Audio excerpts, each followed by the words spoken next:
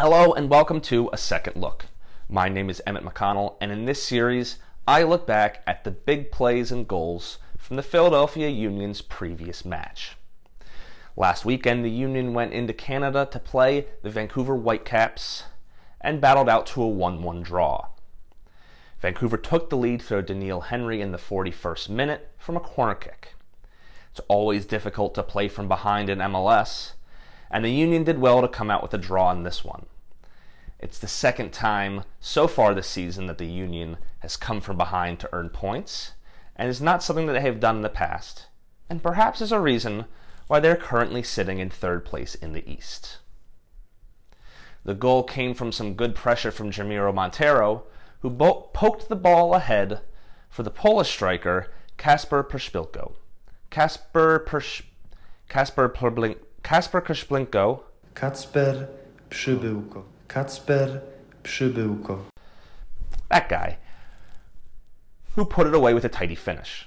Jim Curtin has been speaking very highly of the Polish striker, who's been putting in some good performance with the Bethlehem Steel. He was able to pay off Curtin's trust with a goal here and secure 1 point for the Philadelphia Union. Let's take a second look. Here is an early chance for Vancouver. The ball's in a wide area, and the Union have pushed over to make sure it stays there. One center midfielder, Alejandro Bedoya, is the first to the ball and is covering the left fullback, Ali Adnan. Jamiro Monteiro, another center mid, comes over to help cover PC. However, the weakness here is the positioning of Olivier Mbaizo. He isn't covering anyone, but instead trying to give unnecessary cover for Bedoya. Adnan is a good crosser, but not the fastest player, especially in such a tight space. Instead, he should be over here, covering Russell Teibert. As a result, Jack Elliott is forced to worry about the threat of Teibert and gets sucked out of the box. He really wants to be covering the near post, so Trusty and Gaddis can shuffle to the back post, where the cross eventually ends up. The ball comes to Teibert as he shuffles into an opening, and Elliott now has to close down, leaving Trusty to pick up Lucas Venuto. He was marking Jordi Reyna very close, but ends up losing this runner in the 2v1 situation. Teibert's cross flows above Trusty's head, and it throws off Ray Gaddis behind him, but also wrong-foots Reyna just enough. His touch isn't secure and actually bounces off his shins and forces him backwards. He can't whip his hips around the ball and get his shot on target, and it bounces off the outside of the post. This entire play would pretty much be stopped if Mbaizo had just stuck to marking his man, as opposed to giving Bedoya cover. He's the captain, and I think he could have dealt with that situation, marking the left back in such a tight area. Next up is a chance for David Accam. The play starts with Brendan Aronson underhitting a pass into space for Kacper Przybyłko. The teenager spoke earlier about wanting to take more risks in making the final pass, and this match showed it. It might seem like he forced this pass, but it's actually not a bad pass, it's just the wrong choice of a pass. He wants to slot Przybyłko behind the defense, but it wasn't going to come off even if it beats the first man, the midfielder, John Arise. From this shot, it looks like the through ball was smart, but Daniil Henry has stepped off Przybyłko and is really only concerned with the through ball.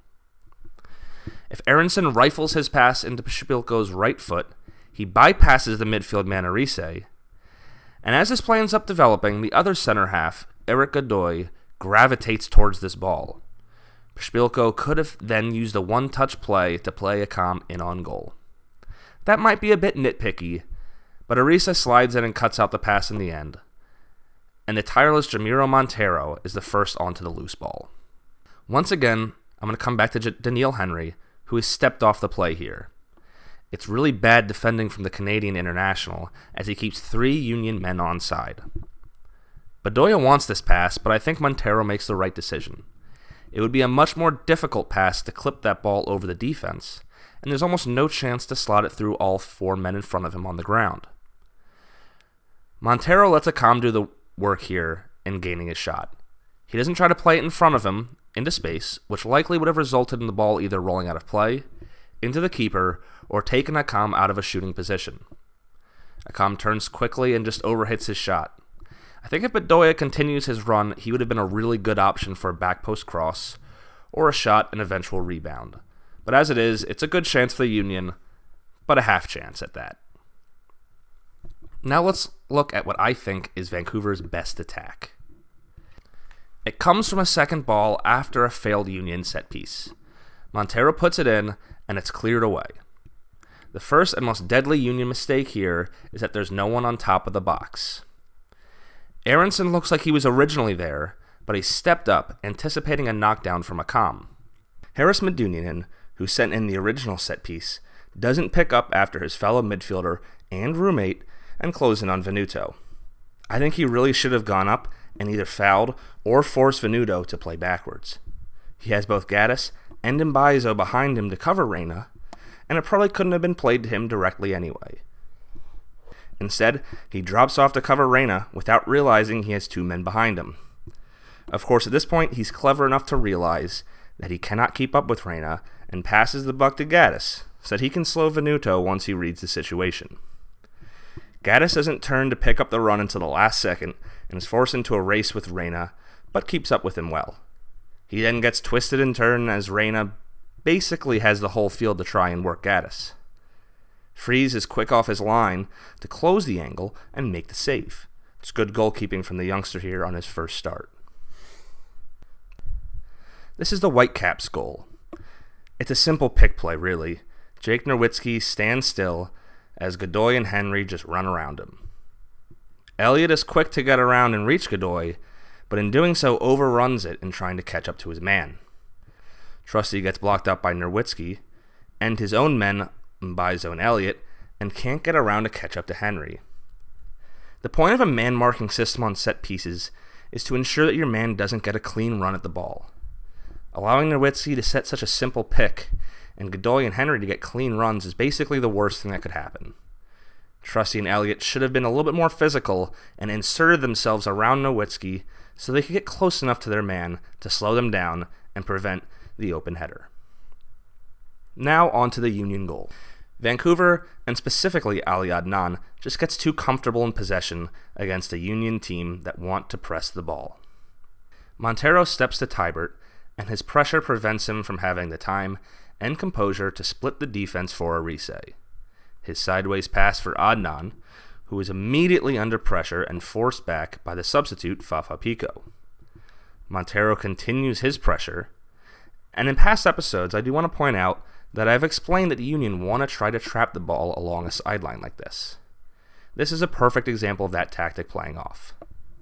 Pico presses from the back, and the left-footed Adnan shows too much of the ball to the midfielder Montero on the inside, presumably because he doesn't realize the pressure is coming in two directions.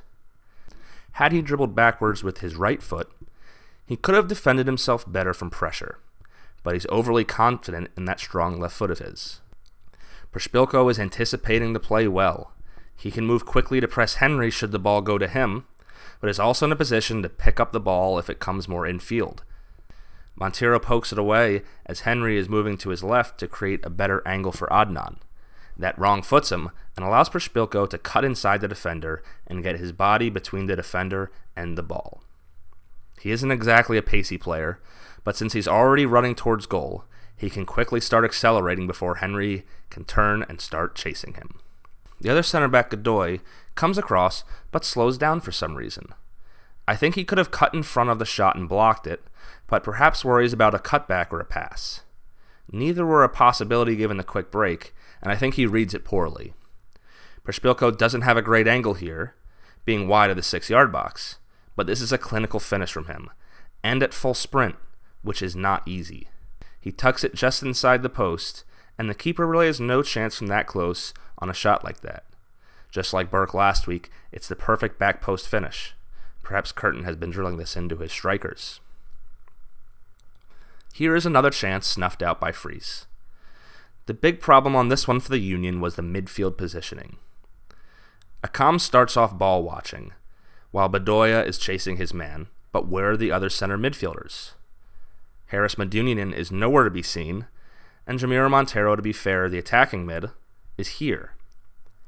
This run comes across the field, and the ball is played into Venuto, who, by the way, had a really good game and probably should have scored at some point. I was really impressed with him.